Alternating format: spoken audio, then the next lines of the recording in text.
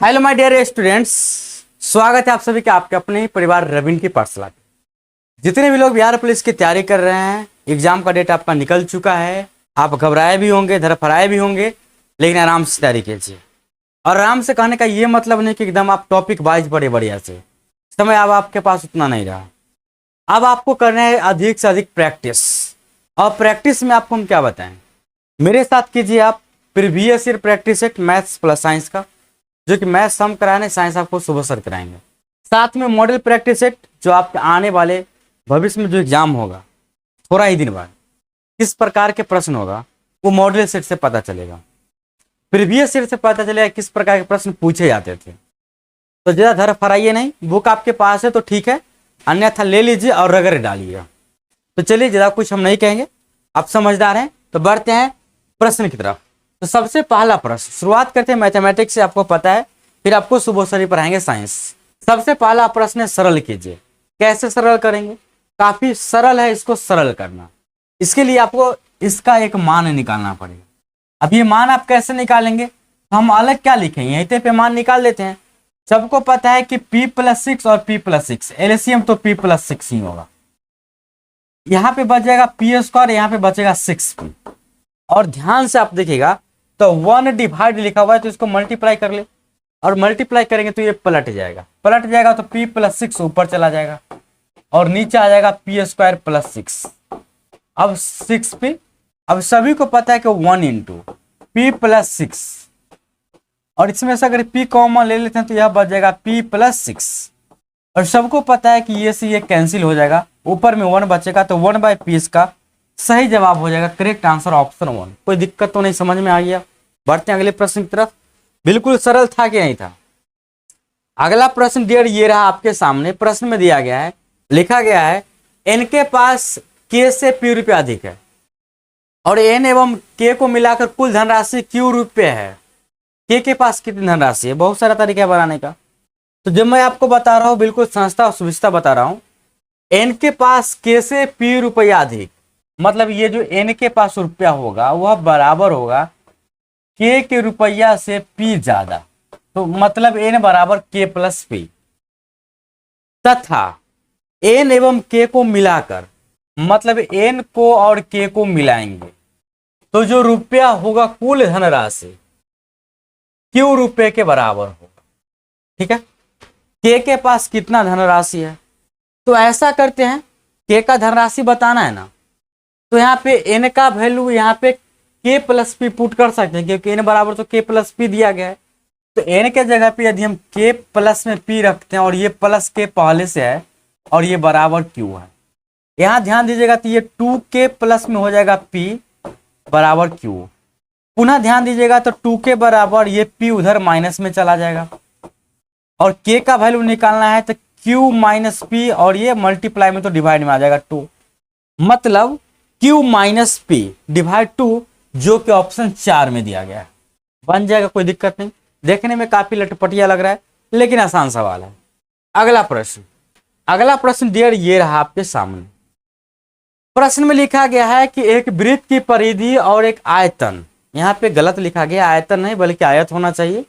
आयत का परिमाप बराबर है यदि आयत की भुजा 15 सेंटीमीटर और 7 सेंटीमीटर है तो वृत्त का क्षेत्रफल। यहाँ कहने का मतलब है कि दोनों का परिमाप आपस में बराबर है, यानी कि 2πr जो बराबर होगा 2 × l+b के बराबर होगा। 2 × 22/7 × r, 2 × l+b, 15 7 22 डायरेक्ट लिख देंगे, बटा 1 कर दीजिए। अब सबको पता है कि ये बराबर है तो ऐसे कट जाएगा, यहाँ से r बराबर बचेगा 7।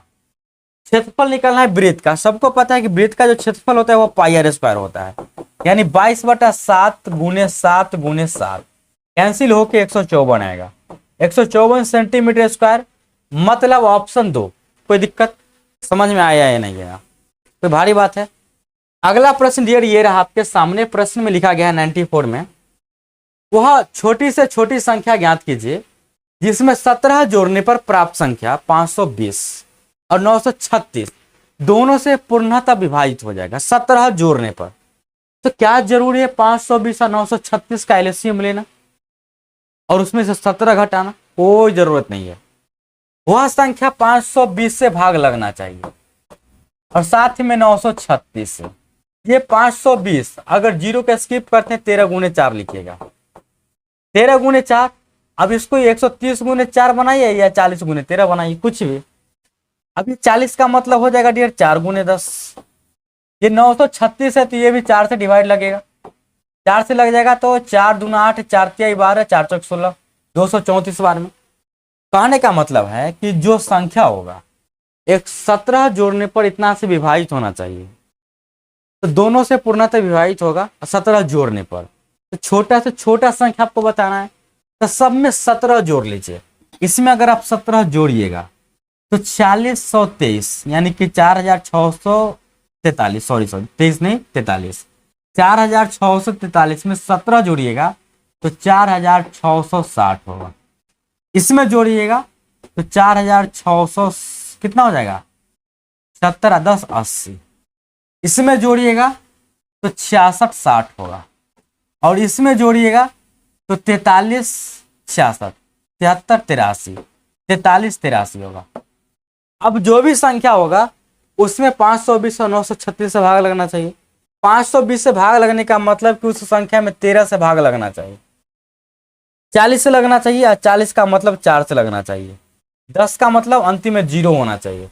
अंतिम में 0 के बात करिए तो ऑप्शन 4 तो ऐसे ही पहले गायब हो गया, झटका में गायब। चेक करना है कि 4 से, तो 4 से भाग लगने का मतलब लास्ट का 2 डिजिट, तो लास्ट का 2 डिजिट इसमें भी लगेगा, इसमें भी लगेगा, इसमें भी लगेगा। तो सब यहाँ पे फॉलो कर रहा है 4 का। 13 का फॉलो किस किस में कर रहा है देख लीजिए।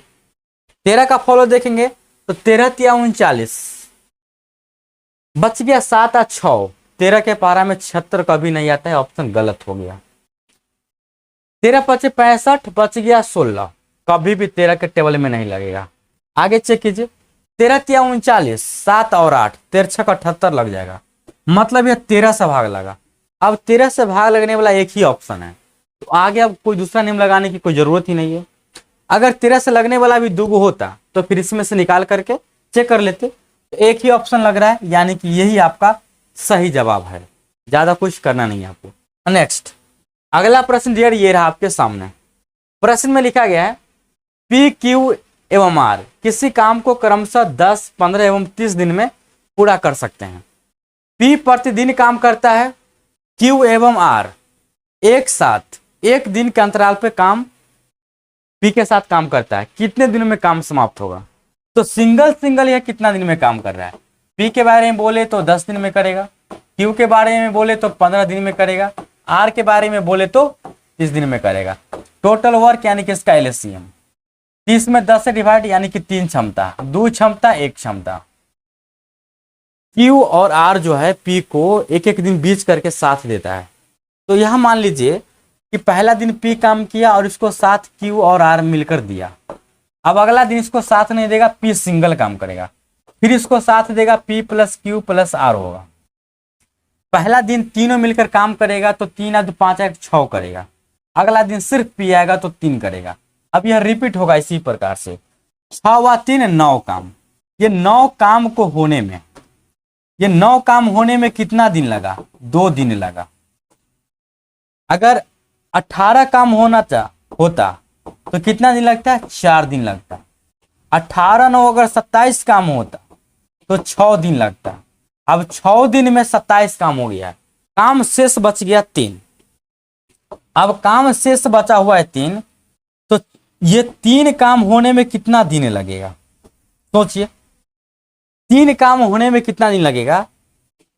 तो काम की शुरुआत ये कर रहा है और इसका क्षमता 6 है, तो 3 काम है और 6 की क्षमता से करेगा तो 1/2 डेज लेगा, मतलब हाफ दिन लेगा। मतलब 6 दिन ये लग गया 27 काम होते होते। अगला 3 काम आधा दिन में समाप्त हो गया। कुल मिलाकर बोले 6.1/2 दिन लगा है। ऑप्शन 2। उम्मीद है बात समझ में आ गया होगा, बिल्कुल आसान तरीका से बता दिए। तो बढ़ते हैं डियर अगले प्रश्न की तरफ, और अगला प्रश्न ये रहा आपके सामने। प्रश्न में लिखा गया है कि निम्न संख्याओं को अवरोही क्रम में लिखें। अवरोही क्रम का मतलब होता है डियर घटते क्रम, और आरोही क्रम का मतलब होता है डियर बढ़ते क्रम। अवरोही क्रम मतलब घटते क्रम, तो पता करना होगा कि सबसे बड़ा कौन है। सभी को पता होना चाहिए कि ये 3√5 लिखा गया है ना, ये 3 जो है रूट से बाहर तब निकला होगा जब ये रूट में 9 रहा होगा, यानी इसको अगर हम रूट के अंदर ले जाए तो स्क्वायर करके ले जाएंगे। तो 5 गुने 3 का स्क्वायर 9, 5 गुने 9 45, लिख सकते हैं 45। उसके बाद 2√3 8, 2 दूना 4 8 32। उसके बाद है डियर 4√6, 4 चौक 16 छक 96। अवरोही क्रम का मतलब घटते क्रम, यानी कि सबसे बड़ा पहले होना चाहिए। सबसे बड़ा 4 ये है 96, मतलब ये यहाँ पे बड़ा है। इससे छोटा की बात करें तो ये आ जाएगा 3√5 वाला। अब ये छोटा है और सबसे छोटा 2√8 है, जो कि ऑप्शन 1 में ही दिया गया है, बाकी सब गलत हो जाएगा। उम्मीद है बात समझ में आ गया होगा, किसी भी प्रकार की दिक्कत समस्या नहीं होगा। नेक्स्ट अगला प्रश्न डियर ये रहा आपके सामने। प्रश्न में लिखा गया है एक व्यक्ति 2200 रुपये में एक रेफ्रिजरेटर खरीदता है एवं 1000 रुपये अतिरिक्त धुलाई पर, मतलब लाने में, एवं 2000 रुपये उसको स्थापित करने पर खर्च करता है। स्थापित करने का मतलब इंस्टॉल करने का मतलब कि तार बोर्ड ये सब लगाना। इस लेन देन में 15% लाभ कमाने के लिए उसका क्या विक्रय मूल्य होना चाहिए। मतलब अब इसको मूड चेंज हो गया कि बेच देना है, इतना खर्च कर लिए लेकिन बेच देना है। तो 22,000 में खरीदा, दाम था उसका 1,000 और 2,000, 3,000 तो उस पर खर्चा किया, मतलब कॉस्ट प्राइस जो इसका टोटल पड़ गया, यह पड़ गया 22 और 3 25,000। प्रॉफिट की बात करें तो इसको 15% चाहिए। सेलिंग प्राइस डायरेक्ट निकाल सकते हैं, 25,000 का 15% लाभ लेना मतलब 115% पर बेचना। 00 से इसे उड़ा दीजिएगा, 25 के पारा पड़ी, 25 पचे 125 हासिल 12। अभी जीरो नहीं ना बैठा है, अभी 25 एकम 25 और 12 37 हासिल 3, 25 से कम 25 3 28, एक जीरो बैठा देंगे, 28,750, जो कि ऑप्शन 4 में दिया गया। बन जाएगा कि नहीं बन जाएगा, डायरेक्ट निकाल दीजिएगा। नेक्स्ट प्रश्न डियर ये रहा आपके सामने। प्रश्न में दिया गया है दो समरूप त्रिभुजों के क्षेत्रफल इतना दिया गया है 169 और 121 वर्ग सेंटीमीटर। यदि बड़े त्रिभुज की सबसे बड़ी भुजा की लंबाई इतना, दूसरे त्रिभुज की सबसे बड़ी भुजा की लंबाई क्या है। तो इजी प्रश्न, ये त्रिभुज बनाते हैं ABC, ठीक ना, त्रिभुज बनाते हैं ABC, एक त्रिभुज बनाते हैं DEF, ठीक ना। यह मान के चलते कि AB इसका बड़ा भुजा है, ये बड़ा है, और इसका यह मान के चलते कि D बड़ा भुजा है। इसका क्षेत्रफल दिया गया है, बात करें तो 169, इसका क्षेत्रफल दिया गया है, बात करें तो 121, ठीक है। बोला गया कि यदि बड़े त्रिभुज की सबसे बड़ी भुजा, मान लेते हैं कि ये बड़ा त्रिभुज है और इसका सबसे बड़ा भुजा 26 सेंटीमीटर है, ये 26 है, आपको ये बताना है। आप सभी को पता होना चाहिए इसका जो क्षेत्रफल का अनुपात होता है, क्षेत्रफल का जो अनुपात होगा वह जो होता है जब समरूप त्रिभुज हो तब, 10th क्लास में पढ़ना है कि जब त्रिभुज समरूप हो तो इसके क्षेत्रफल का जो अनुपात होगा इसके संगत भुजा के स्क्वायर के अनुपात के बराबर, मतलब इसका संगत भुजा कितना है 26, ठीक है। और ये इसका संगत भुजा क्या D, इसके स्क्वायर के होता है क्या, तो ये बराबर। अब करना क्या है, इधर से स्क्वायर हटाएंगे तो इधर रूट अंडर चढ़ाएंगे, ये हो गया 13/11, ये 26/D। अब आप माहिर हैं, यहां से 13 दूना 26 काटने के लिए तैयार है, क्रॉस मल्टीप्लाई करेंगे, D का मान आ जाएगा 22, यानी कि 22 सेंटीमीटर ये भुजा है। कोई दिक्कत नहीं, समरूप त्रिभुज का ये थ्योरम आपको पढ़ना है 10th क्लास में।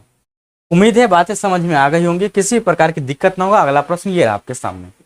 प्रश्न में दिया गया है कि 4500 रुपये की धनराशि कितनी वार्षिक साधारण ब्याज दर पर इतना वर्ष में इतना रुपया हो जाएगी। मतलब यहाँ पे आपको रेट निकालना, कितना बार फॉर्मूला बता चुके हैं कि रेट बराबर जो होता है डियर SI गुने 100 होता है और डिवाइड होता है P गुने T। SI की बात करें तो 4500 रुपया 5310 होता है, घटा लेंगे आपस में तो 810 रुपया का ब्याज मिलेगा, गुने 100 करेंगे। प्रिंसिपल की बात करें तो 4500 दिया गया है और टाइम की बात करें तो 4 साल। सबको कटिंग कुटिंग कीजिए ना, 00 से इसको उड़ाइए, 9 के पारा में 9 × 5 = 45, 9 × 9 = 81, 90, 5 के पहाड़ा में 18, यह आ गया 18 भागा 4, डिवाइड करेंगे 4.5, बन जाएगा कि नहीं बन जाएगा। अब देखिए डियर, नेक्स्ट और लास्ट प्रश्न, इसके बाद सुबोध सर जी आपको पढ़ाएंगे साइंस। प्रश्न में लिखा गया है कि दो किस्मों ए एवं बी कि चावल जिनका मूल्य 210 रुपये एवं 280 रुपये प्रति किलोग्राम है, 3 और 4 के अनुपात में मिलाया जाता है, मिश्रण को इतना रुपये किलोग्राम से बेचा जाएगा, तो लाभ परसेंट या हानि बताइए। सो इजी प्रश्न करना क्या है, दो किस्म है ए और बी, रुपया 210 वाला है और रुपया 280 वाला है, इसका कीमत है 3:4 में, ये इसका वजन का अनुपात है। तो यह मान के चलिए कि यह 3 kg खरीदता है और यह 4 kg खरीदता है। तो यहाँ पे अगर टोटल मूल्य की बात करें, टोटल प्राइस, तो टोटल प्राइस कितना हो जाएगा, 210 रुपये किलो है या 3 किलो का दाम, तो कौशते 63 यानी कि 630 रुपया। 280 रुपये किलो है 4 किलो का दाम, 28 गुना 56, 56 गुना 112 यानी कि 1120 रुपया। टोटल प्राइस की बात करें तो 6 11 1750, 1750 रुपया क्या हो गया इसका टोटल दाम। इतना में कितना खरीदा तो 4-3-7 kg, लेकिन जब बेचने का बारी आता है तो 260 रुपये बेचता है। कैसे बेचता है, 260 रुपये। सेलिंग प्राइस हो जाएगा 260 रुपये बेचेगा और 7 किलो खरीदा है तो 7 किलो बेचेगा, टोटल कितना हो जाएगा 6 7 42, 7 गुना 14 4 18 0, 1820। यहाँ पे देखिएगा तो 1750 में खरीद का 1820 में बेचा, कितना का लाभ हुआ, 70 रुपया का घटाने पर 70 का लाभ हुआ, तो किस पे हुआ 1750 पे हुआ, और गुने कर देंगे 100, डबल जीरो से इसको उड़ा दीजिएगा, 25 के पारा में 25 7, 25 के पारा में 4, 7 से 7 गया, कुल मिला के 4 बचा, यानी कि 4% का लाभ हुआ। कोई दिक्कत नहीं, उम्मीद है कि मैथमेटिक्स में आपको कहीं से भी दिक्कत ना होगा इतना बढ़िया से बताने के बाद। किसी प्रकार की समस्या है, कमेंट है, व्हाट्सएप नंबर आपके पास है, कर सकते हैं, पूछ सकते हैं। तो डियर आज के लिए इस क्लास में मेरा क्लास यहीं तक मैथमेटिक्स का, इसके बाद आपको पढ़ाएंगे सुबोध सर साइंस, तो साइंस का मजा लीजिए। फिर मिलते हैं आपसे हम नेक्स्ट प्रैक्टिस सेट में, प्रीवियस ईयर के प्रैक्टिस सेट में। धन्यवाद, शुक्रिया मेरे तरफ से। सुबोध सर जी आपका आप क्लास कराएंगे, तो कीजिए क्लास साइंस का। नमस्कार साथियों, आज जो हम देखने वाले हैं क्वेश्चन साइंस का बिहार पुलिस स्पेशल, ठीक है, जो 71 नंबर क्वेश्चन सेट नंबर 11 से स्टार्ट करने जा रहे हैं। तो क्वेश्चन है आपका 71 नंबर में कि एक वस्तु त्रिज्या r के वृत्तीय पथ पर घूम रही है, ठीक है, तो आधे वृत्तीय पथ के पश्चात इसका विस्थापन होगा। तो समझिए कि वस्तु की त्रिज्या, मान लीजिए कि कोई वस्तु की त्रिज्या, ठीक है, वृत्तीय पथ है, कैसा पथ है वृत्तीय, तो यह वृत्त हो गया, और इसकी जो त्रिज्या है वृत्तीय पथ पर घूम रहा है, तो यह वृत्तीय पथ हो गया, ठीक है। वृत्तीय पथ पर घूम रही है, आधे वृत्तीय पथ के 50 इसका विस्थापन होगा। तो जब वृत्तीय पथ पर घूमेगा तो यह तो वृत्त हो गया, तो इधर भी घूमेगा तो यह आर और यह भी आर, तो यानी कि जो इसका जो वृत्तीय पथ की टोटल जो हो जाएगा, यह जो विस्थापन टोटल हमारा होगा कितना होगा 2r के बराबर हो जाएगा, कितना r के 2r के बराबर। तो आंसर होने वाला है हमारा 3 यानी कि 2r के बराबर। तो चलिए देखते हैं नेक्स्ट क्वेश्चन। हमारा नेक्स्ट क्वेश्चन है कि 72 नंबर कह रहा है कि उपयुक्त विकल्प का चयन करते हुए निम्नलिखित कथन को पूरा कीजिए। पादप और सूक्ष्म जीव डैश की गुणवत्ता सुधारने में सहायता करते हैं, ठीक है। ऑप्शन ए में है कि वायु जिसमें हम सांस लेते हैं, हमारी संपत्ति, तीसरा है हमारी जीवन शैली, चौथा है बाह्य अंतरिक्ष। तो साथियों देखिए कि कह रहा है कि पादप और सूक्ष्म जीव डैश की गुणवत्ता सुधारने में सहायता करते हैं। तो हमारा जो गुणवत्ता सुधारने का जो प्रयास करेगा, इसमें से जो इम्पोर्टेंट है वह वायु जिसमें हम सांस लेते हैं। क्या है वायु, जो पादप हमें क्या देता है वायु, जिसे हम ऑक्सीजन ग्रहण करते हैं। सूक्ष्म जीव, ठीक है, जो भी सूक्ष्म जीव है या मानव या कोई भी जीव जंतु उस पादप के बिना कुछ नहीं हो सकता है, ठीक है। जिसमें इम्पोर्टेंट है यह संपत्ति है, संपत्ति तो अर्जित किसी भी तरह से कर सकते हैं, हमारे जीवन शैली सुधारता है। तो मेन जो मेरा फोकस होगा क्या होगा, वायु जिसमें हम सांस लेते हैं, पादप के द्वारा हम लोग क्या करते हैं, सांस लेते हैं। तो ऑप्शन नंबर हमारा ए होने वाला है। तो बढ़ते हैं नेक्स्ट क्वेश्चन, और क्या है से देखते हैं। क्वेश्चन अगला है कि 73, पृथ्वी 2 किलोग्राम मात्रा की किसी वस्तु को अपने केंद्र की ओर किस बल से आकर्षित करती है। ठीक है, किस बल से आकर्षित, 2 किलोग्राम की मात्रा है। ठीक है, तो हम लोग जानते हैं कि इसका जो फॉर्मूला होता है क्या होता है, F बराबर mg। कितना होता है, F बराबर mg, या ठीक है। तो m का मान जो द्रव्यमान दिया है क्या केजी, 2, और g का मान हम लोग मान लेते हैं कितना रहता है, g का मान 9 दशमलव, स्मॉल g का जो मान होता है 9.8 गुना कीजिए, 8 दूना 16, 9 दूना 18, 1 19, यानी 19.6 न्यूटन। क्या हो जाएगा, 19.6 न्यूटन। ठीक है, ऑप्शन नंबर 2 हो जाएगा। अब बताइए क्वेश्चन 74 का है कि एल्युमिनियम नाइट्रेट का अनुसूत्र होता है, एल्युमिनियम नाइट्रेट। ठीक है, तो एल्युमिनियम नाइट्रेट का सूत्र होता है, ठीक है, क्या है, एल यानी AlNO3 × 3। अब यहाँ समझिए कि अगर बात किया जाए एल्युमिनियम का, ठीक है, और इधर NO3 का, तो क्या होगा दोस्तों, इसमें देखिए इसमें गुणांक में कुछ नहीं है। ठीक है, इसके गुणांक में कुछ नहीं, 1 है, और इसके गुणांक में कितना है, 3 है। ठीक है, तो अब यहाँ पर गुना हो जाएगा, तो ये ऐसे हो जाएगा, ये ऐसे हो जाएगा। ठीक है, तो यहाँ समझिए NO3 तो था ही, और यहाँ पर 3, यानी कि याद रखिएगा इसका जो सूत्र होगा AlNO3 × 3। ठीक है, तो 75 नंबर क्वेश्चन कह रहा है कि निम्नलिखित चित्र के अनुसार परमाणु की संयोजकता ज्ञात करना है। तो पहले यहाँ पर देखिए कि पहला कक्ष में तो परमाणु का केंद्र है, तो पहला कक्ष में जो परमाणु के अगर बात किया जाए इलेक्ट्रॉनिक यानी इलेक्ट्रॉन, तो 1 और 2, मतलब पहला कक्ष में जो परमाणुओं की संख्या, इलेक्ट्रॉन की जो संख्या है कितना है, 2। और दूसरा में यहाँ पर देखिए कि दूसरा में है 1 इलेक्ट्रॉन, 2 इलेक्ट्रॉन, 3 इलेक्ट्रॉन, 4, 5, 6 और 7। बातम कक्ष में कितना इलेक्ट्रॉन है, 7। तो इसको हमको संयोजकता पूछा है। अगर संयोजकता की बात किया जाए तो इधर थोड़ा ध्यान दीजिए कि अगर किसी के बातम कक्ष में, ठीक है, इलेक्ट्रॉनिक विन्यास के बातम कक्ष में 1 इलेक्ट्रॉन, 2, 3 और 4 रहे, तो इसका संयोजकता नहीं बदलेगा, इतना ही रहेगा। संयोजकता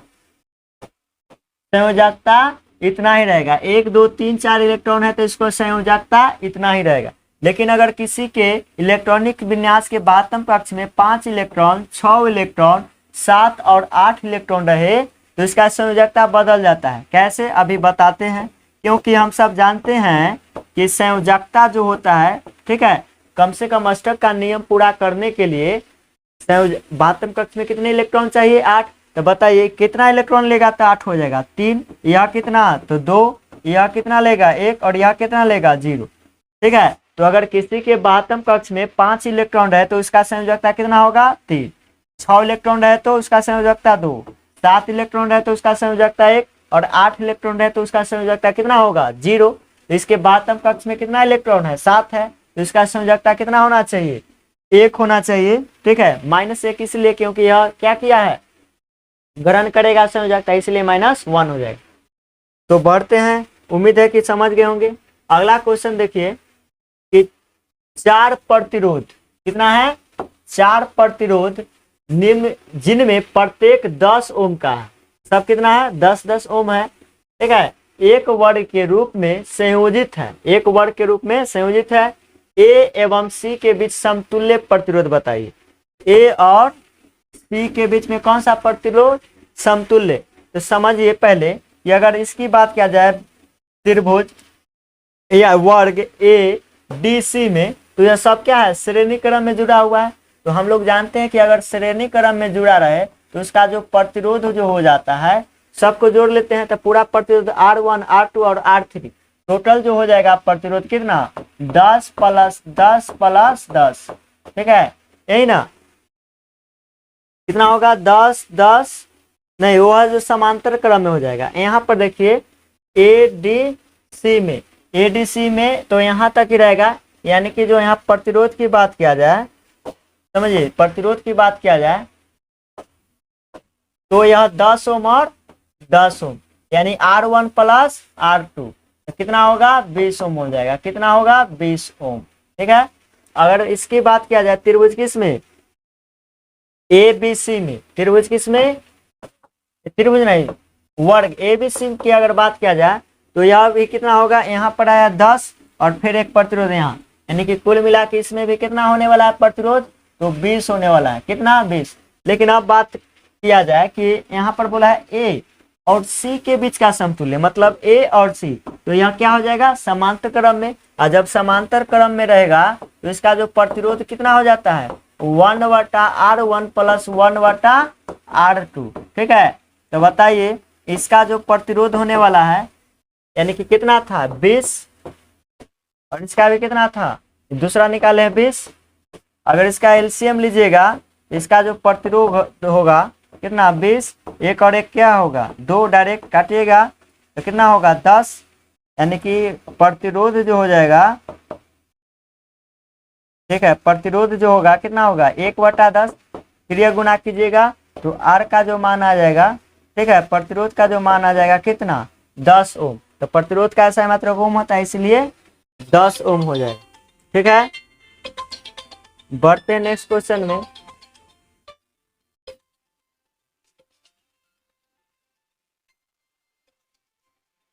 क्वेश्चन है आपका, सामान्य पदार्थ की अवस्था के भौतिक वर्गीकरण में डैश अवस्था को शामिल किया गया है। ठीक है, ठोस, गैस और द्रव। तो हम लोग जानते हैं कि जो अवस्था जो होता है, ठीक है, अवस्था वह कौन कौन हो सकता है, तो ठोस होता है, ठीक है, 5 अवस्था होता है, ठोस, द्रव, गैस, प्लाज्मा और बॉस आइंस्टीन कंडक्ट, यही ना होता है, 5 अवस्था होते हैं, बॉस आइंस्टीन कंडेंसेट। ठीक है, बॉस आइंस्टीन कंडेंसेट। अब बताइए कि क्या, तो ठोस, द्रव, गैस तो हो सकता है, लेकिन क्या कोलाइडल होगा, नहीं, कोलाइडल जो यह पदार्थ की अवस्था नहीं है, यह जो है धूलकण जो होता है कुहासा, ठीक है, द्रव अवस्था में होता है, लेकिन यह अवस्था में इसको नहीं रखा गया क्योंकि यह अलग होता है। तो हमारा आंसर होने वाला है यह नहीं होता है। ठीक है, नहीं किया जाता है, ठोस के अंतर्गत इसको नहीं रखा गया। चलिए 78 नंबर क्वेश्चन कर रहा है, निम्नलिखित में से वह पदार्थ कौन सा है जिसका प्रयोग कपड़े से स्याही और जंग के धब्बे को मिटाने के लिए किया जाता है। तो यह है यह आपका जो होगा क्या होगा, ऑक्जेलिक अम्ल। कौन, ऑक्जेलिक अम्ल। और ऑक्जेलिक अम्ल जो सामान्यतः पाया जाता है किस में पाया जाता है, तो टमाटर में पाया जाता है। ठीक है, अगर क्वेश्चन पूछेगा कि टमाटर का रंग लाल क्यों होता है, तो लाइकोपीन के कारण होता है। ठीक है, और टमाटर में अगर पूछेगा कि कौन सा विटामिन रहता है, तो विटामिन के। चलिए अगला क्वेश्चन है आपका कि भारी मात्रा में एल्कोहल पीने वाले लोग प्रायः मरते हैं। ऑप्शन ए में है यकृत या उदर कैंसर से, 2 में है हृदय पेशियों के कमजोर होने के कारण, कार्डियक अरेस्ट से, रुधिर कैंसर से, सिरोसिस से। तो यहाँ पर समझिए कि भारी मात्रा में जो अल्कोहल पिएगा ना, ठीक है, उसको एक बीमारी हो जाता है जिसका नाम है सिरोसिस से। ठीक है, क्या नाम है, सिरोसिस। क्या होगा कि यकृत में ना, यकृत इस रोग जब होगा, सिरोसिस में जो रोग होगा उसमें रोगी को क्या होगा कि यकृत गलने लगता है, सड़ने लगता है, और जब सड़ने लगता है तो कैंसर उन्सर भी करा देता है। कैंसर उन्सर होने की खतरा ज्यादा रहता है। तो अधिकांश जो रोगी मरता है इसी के कारण, जब अल्कोहल ज्यादा लेगा तो उसका यकृत क्या होगा, सड़ने लगेगा। ठीक है, और यह कौन सा रोग होगा, उस रोग का नाम है, जब सड़ जाएगा तो उस रोग का नाम है सिरोसिस रोग। इसी के कारण क्या होता है कि रोगी शराब पीता है तो यह रोग हो जाता है और रोगी मर जाता है। चलिए अगला क्वेश्चन है, ओ 79 होगा।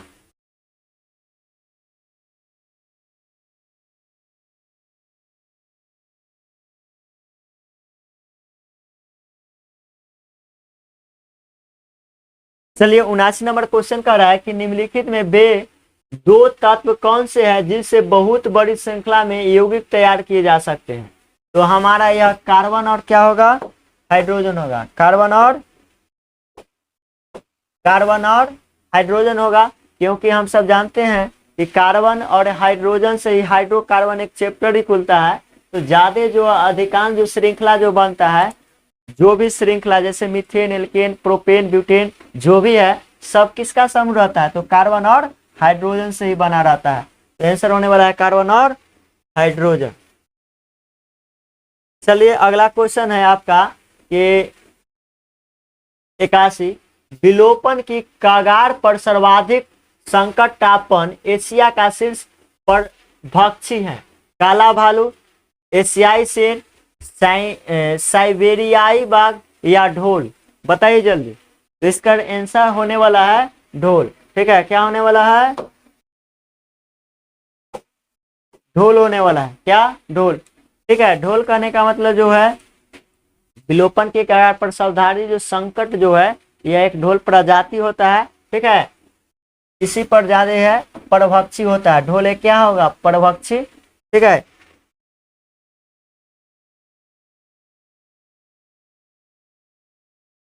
चलिए अगला क्वेश्चन है कि एसी परिपथ में एसी मीटर मापते हैं मध्य मान को, आरएमएस मान को, शिखर मान को, मध्य वर्ग मान को। तो मापा जाता है इससे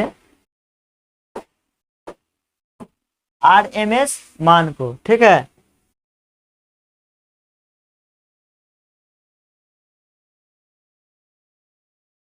क्वेश्चन है जब किसी दर्पण से कोई प्रकाश तरंग परावर्तित होती है तब परिवर्तन होता है उसकी आवृत्ति में, उसके आयाम में, उसके तरंग दैर्ध्य में, उसके वेग में। ठीक है, तो बताइए क्या होने वाला आंसर।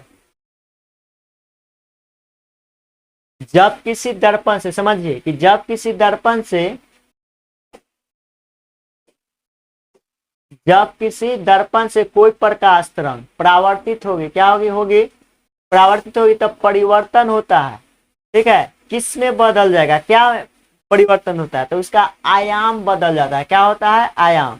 ठीक है, न कि आवृत्ति, तरंग दैर्ध्य और उसका वेग। आयाम सिर्फ बदलता है, यह तीनों नहीं बदल पाता है। चलिए अगला क्वेश्चन है आपका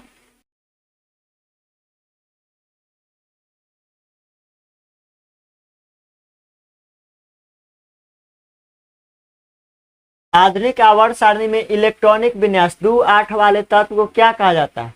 तो जिसके बाह्यतम कक्ष में 2-8 इलेक्ट्रॉन रहेगा तो उसे हम अक्रिय गैस भी कहते हैं, नोबेल धातु कहते हैं, उत्कृष्ट धातु कहते हैं, शून्य वर्ग के तत्व कहते हैं। और शून्य वर्ग के जो तत्व है वह वर्ग कितना में रहता है, 18 में। कौन कौन, तो हीलियम। ठीक है, हीलियम होता है, जेनॉन होता है, ये नॉन, रेडॉन, नियॉन, आर्गन और क्रिप्टॉन। यह सब क्या होता है, वर्ग 18 के है। इस सब को शून्य वर्ग के तत्व भी कहा जाता है, वर्ग 18 को। ठीक है, सारा के सारा क्या है, निष्क्रिय या अक्रिय गैस है। इसको अगर याद करना चाहिएगा तो एक ट्रिक से याद कर लीजिएगा। इसका ट्रिक है आज का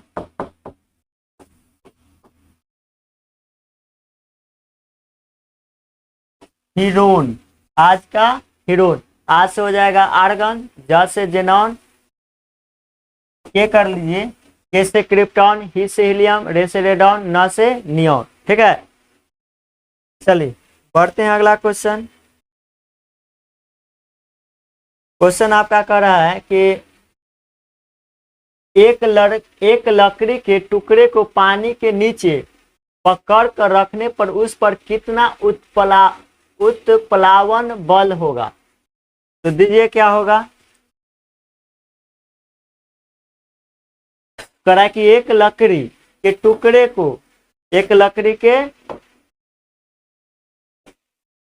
एक लकड़ी के टुकड़े को पानी के नीचे पकड़कर रखने पर उस पर कितना उत्प्लावन बल होगा। ऑप्शन ए में है कि लकड़ी के भार के बराबर होगा, लकड़ी के भार से कम होगा, लकड़ी के भार से अधिक होगा या शून्य होगा। तो उत्प्लावक बल जो दिया था आर्किमिडीज ने, ठीक है, तो आर्किमिडीज यह बताए थे कि अगर मान लीजिए कोई बोतल है, द्रव में बताए थे कि द्रव है, ठीक है, तो द्रव में उस बोतल को जब मान लीजिए कि कोई बोतल है, उसमें हम क्या करेंगे, पानी रखेंगे, और जब उस बोतल को हम क्या करेंगे, उसको दबाएंगे, तो उसका जो दाब लगेगा वो प्रत्येक दिशा में लगेगा, पूरा पानी हिलेगा, ठीक है। तो यहाँ पर बोला है कि लकड़ी के टुकड़े को पानी के नीचे पकड़ कर रखने पर उस पर कितना उत्प्लावन बल लगेगा। लकड़ी के भार के बराबर है, लकड़ी के भार से कम, तो लकड़ी के भार से कम में उत्प्लावक बल होगा, ठीक है। तभी जाके क्या होगा कि लकड़ी जो होगा वह ऊपर की ओर होगा, ठीक है। तो चलिए बढ़िए, अगला क्वेश्चन देखिए क्या करा है। चलिए क्वेश्चन आपका 86 का रहा है कि 20 सेंटीमीटर नाभिकीय दूरी के उत्तल ताल को 10 सेंटीमीटर नाभिकीय दूरी के अवतल ताल के नजदीक संपर्क में लाया जाता है तो परिणामी संयोजन की शक्ति बताइए। जब भी अगर देखिए F1 का जो मान हमको दे दिया है, कितना दिया है 20 सेंटीमीटर, और F2 का मान कितना दिया है 10 सेंटीमीटर। लेकिन यहाँ पर समझिए कि जो 20 सेंटीमीटर जो है वो उत्तल लेंस है, तो इसमें तो प्लस होगा, लेकिन F2 जो है क्या है, F2 जो है अवतल, इसलिए क्या होगा माइनस हो जाएगा। तो P बराबर हम लोग जानते हैं जब भी दो चीज दे तो 1/F और प्लस 1 यानी F1 इंटू F2। अब यहाँ मान बैठा दीजिए, 1/F कहने का मतलब कितना मान है 1/20, इसका जो माइनस में जाएगा तो माइनस क्या है कि अवतल है तो 1 कितना होगा 10। अब यहाँ पर लघुत्तम ले आ जाए तो 20, ठीक है, 1 का 1 हो जाएगा, 10 दूना 20। अब यहाँ पर घटेगा तो माइनस में आएगा 1/20। तो P का मान अगर निकाला जाए, ठीक है, तिर्यक गुना किया जाए तो P का मान जो आ जाएगा -20 सेंटीमीटर। P का मान कितना आ जाएगा -20 सेंटीमीटर। चलिए तो अब हम निकालेंगे P बराबर, फॉर्मूला क्या होता है, क्योंकि सेंटीमीटर इनवर्स में तो 100 कितना होगा F, तो F का जो मान हमारा आ जाएगा कितना होगा 20। अब इसको काटिएगा, ठीक है, लेकिन माइनस में था तो माइनस नीचा नहीं, क्या होता है माइनस ऊपर की ओर होता है, तो 20 × 5 = 100। तो हमारा जो डायोप्टर में मान आ जाएगा -5 डायोप्टर, -5 डायोप्टर। ऑप्शन नंबर क्या होगा 2। तो आपका यह क्वेश्चन रहा बोर्ड स्क्रीन पर। चलिए क्वेश्चन 88 नंबर का रहा है कि क्वेश्चन 88 का रहा है कि बताइए कि एक रोगी में प्रतिजैविक का एक प्रभाव होता है, ठीक है, प्रतिजैविक का क्या होता है एक प्रभाव होता है। ऑप्शन ए में करा है वह WBC के उत्पादन को बढ़ाता है, वह प्रतिरक्षी के उत्पादन को बढ़ाता है, वह जीवाणु के विरुद्ध अविष बनाता है, या 4 वह जीवाणुओं की वृद्धि को रोकता है, ठीक है। बताइए क्या होगा। तो एक रोगी जो प्रतिजैविक जो होता है वह रोगों से क्या करता है, लड़ने का काम करता है, जीवाणु को क्या करेगा, यहाँ देखिए प्रतिजैविक का क्या प्रभाव होता है, ठीक है, तो जीवाणुओं की वृद्धि को रोकता है, जो जीवाणु को बढ़ने नहीं देता है, जीवाणु को नाश कर देता है, ठीक है, कौन प्रतिजैविक। ऑप्शन नंबर बिल्कुल हमारा जो आंसर होगा 4 हो जाएगा, जीवाणुओं को रोकने से बचाता है, कौन प्रतिजैविक यानी कि एंटीबायोटिक। चलिए अब अगला क्वेश्चन कह रहा है कि 89 रक्त के स्कंद में कौन सहायता करता है, एरिथ्रोसाइट्स, रक्त प्लेटलेट्स, मोनोसाइट्स और लिम्फोसाइट। तो यहाँ पर जो देखिएगा कि रक्त के स्कंदन यानी कि स्कंदन मतलब जो श्वसन होता है, ठीक है, तो उसको रक्त को यानी स्कंदन कहने का मतलब जमना, तो रक्त को जो जमाता है इसमें से कौन, तो यह होगा रक्त प्लेटलेट्स, या इसी को हम रक्त बिंबाणु या रक्त पट्टिकाणु के नाम से भी जानते हैं। अगर रक्त की बात किया जाए, ठीक है, तो रक्त को जो ठोस अवस्था में बांटा जाता है एक होता है आरबीसी, एक होता है डब्ल्यूबीसी और एक प्लेटलेट्स, ठीक है, प्लेटलेट्स। तो प्लेटलेट्स क्या करता है कि रक्त को यह क्या करता है, जमाता है, यानी कि स्कंदन करता है। और आरबीसी के बात किया जाए, अगर तीनों के नाम बायोलॉजिकल नाम पूछ दे, इसको आरबीसी को एरिथ्रोसाइट कहते हैं। क्या कहते हैं, एरिथ्रोसाइट्स कहते हैं।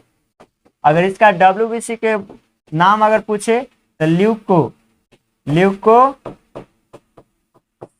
कहते हैं। इसको अगर पूछ दे तो थ्रोम्बोसाइट कहते हैं। क्या कहते हैं, थ्रोम्बोसाइट्स। इसका जीवन काल आरबीसी का तो 120 दिन, अगर इसका जीवन काल डब्ल्यूबीसी का तो 2 से 4 दिन, और थ्रोम्बोसाइट की बात किया जाए तो 3 से 5 दिन होता है। ठीक है, 3 से 5 दिन।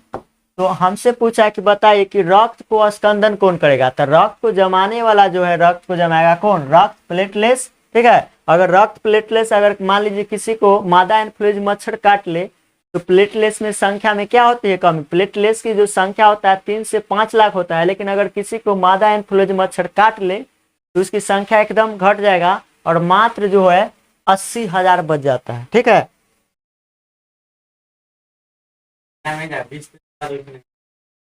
चलिए तो अगला क्वेश्चन जो है,